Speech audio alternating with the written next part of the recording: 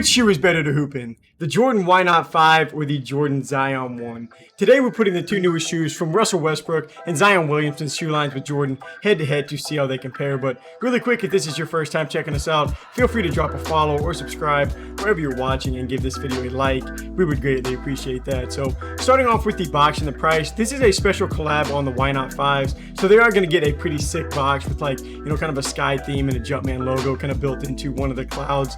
I would expect Jordan Brand to kind of simplify the box, going forward on his shoe line for the 5s. But now for the Zion 1s, these are going to get more of a simple look with a black and white side kind of split down the middle for this box. You're also going to get some Zion text kind of show up on that black side. But as for the pricing, the Why Not 5s are going to retail for $130, which is the same price as last year's model. This specific colorway is actually $150 just due to some extra branding and just some special features kind of part of that collab. But for the Zion 1, these are only going to retail for $120, which still isn't a bad price. I mean, both of these shoes are going to be pretty middle of the pack, ranging to the lower side. So checking out the appearance on these shoes and starting off with the colorways, today we're checking out the Jordan Why Not 5 Inner City versus the Jordan Zion 1 Project Z. So for the Why Not 5s, this is actually a pretty sweet colorway because it is a collab with Russell Westbrook's fashion brand Honor the Gift. So you will see some of that branding show up on the box. It's also going to be on the back heel for these shoes as well. I just think it's a pretty cool touch. And this whole shoe is designed to have like a rugged utility look, sort of meant to resemble like a trail running shoe. So you can just kind of tell just based off the tread pattern on this design. And the color scheme itself is meant to resemble Russ's LA roots. And I just think that this deconstructed look that they gave to like the tongue and around the sock liner is just sick. I'm not sure that most of these like Why Not 5s are going to get that, but it does kind of remind me of like a pair of off-white Jordans or just like something along those lines. But now switching it over to look at the Jordan Zion 1s. This is Zion's first signature shoe with Jordan Brand, and I think that they came out pretty well. So on the side, you're going to see on this upper, there's like a black line, like a Z that kind of breaks up that, just like the front to the back of the shoe. And that's meant to resemble the letter Z for his first initial. So it's just a little minor detail that they added onto this piece. And then along the heel, you're also going to get some Zion text. It's going to show up like back on the box. And I do like the font that they use on those two. I think it's just a pretty clean design. And then you're going to get a mismatched kind of tongue setup with the Jumpman logo being on the right shoe, followed by Zion's player logo on the left. And then finally, the last piece that I'll touch on is Zion was like really big into superheroes growing up. So the tongue is kind of like flaring out on the sides. It's meant to resemble a cape. So just a lot of details went into creating both the Zion 1 and the Why Not 5s. But now let's go ahead and see how they hold up. For the materials and the support, the Why Not 5s are designed to look like a trail running shoe, and there are some extra pieces that went into creating these, such as like a translucent material that's used on the upper that's going to help keep the shoe lightweight, which kind of can be uncommon for a Jordan shoe, but over the past few years, they have been, kind of changing that and making them lighter. And like I was saying earlier too, I just love, the unfinished look that these get around that sock liner and around the tongue. It's probably not going to help with the durability all that much for that part of the shoe, but if it's like, getting stepped on. But the support on the Why Not 5s is definitely solid.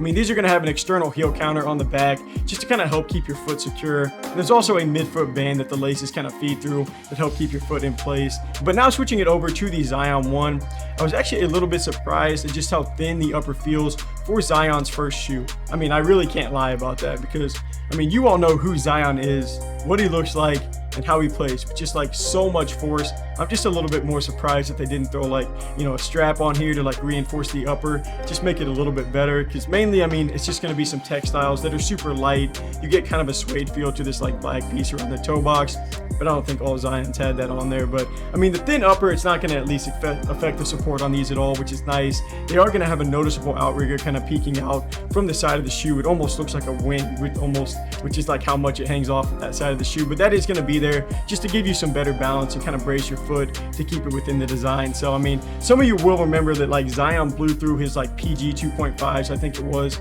while he was playing in college at Duke. So that's definitely a point they don't want to see that happen again, because that did lead to like an injury for him. But Jordan Brand has made it a point to create and offer some lighter basketball shoes, like I was saying, and these two options are an example of that right here.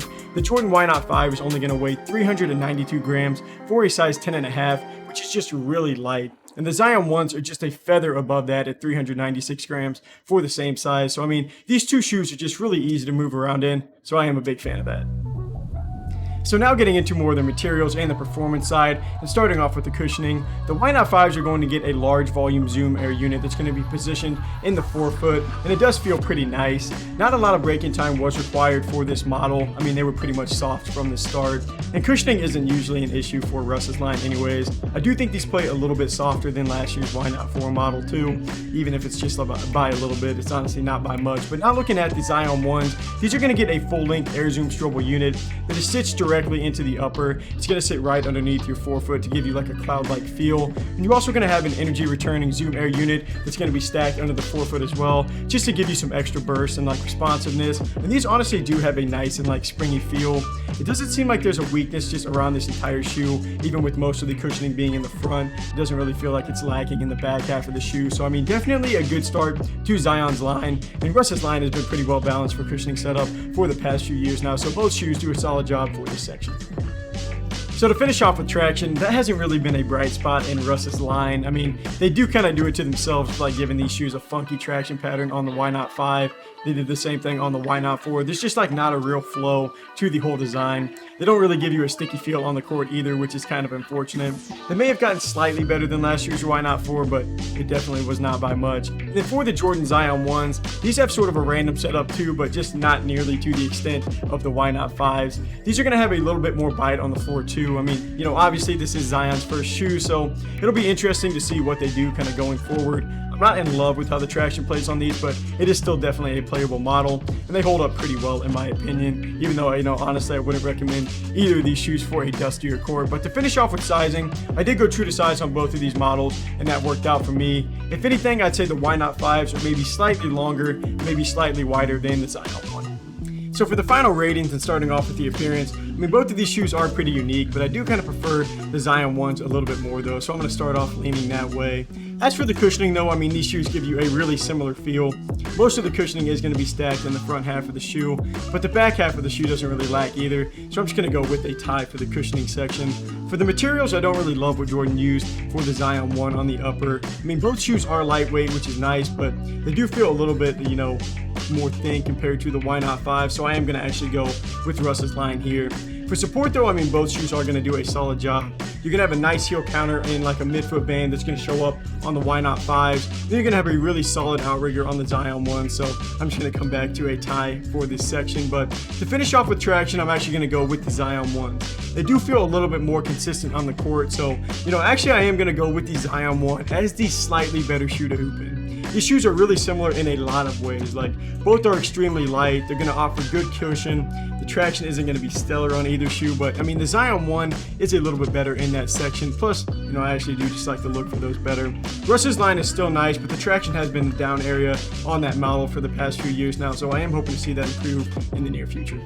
Thank you guys for taking some time to watch. If you want to buy the Zion 1, just go ahead and click the link on screen, or we have links for both of these shoes down below or in our bio, so feel free to check those out. But until next review, I'm Landon from Shoewear.